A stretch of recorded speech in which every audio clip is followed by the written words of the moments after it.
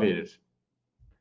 Direktorun Təhsil Nazirliyində işləyən əri məktəbi yoxlamaq adı ilə, baxın, direktorun Təhsil Nazirliyində işləyən əri məktəbi yoxlamaq adı ilə gəlir.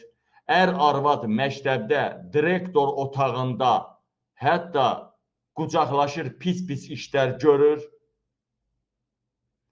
Elə bir evindədirlər, yataq otağındadılar.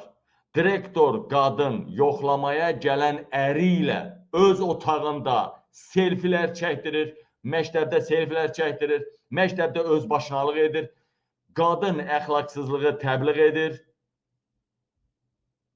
Bax, bu qancıq, baxın.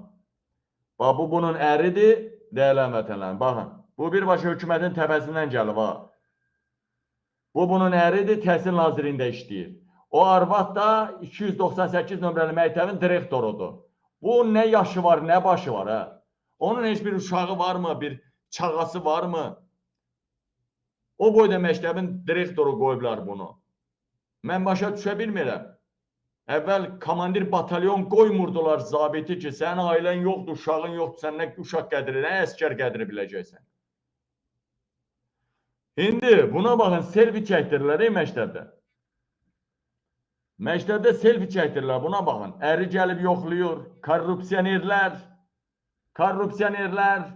Burada harada göstərilib, hansı qanunda deyilir? Azərbaycan qanununda deyilir ki, ərlə arvad bir yerdə işləməməlidir. İşləyə bilməz, bir strukturda, eyni strukturda işləyə bilməz. Bu nə tər olar elə, bu nazirlikdə işləyir, arvadı da məktəb direktorudur.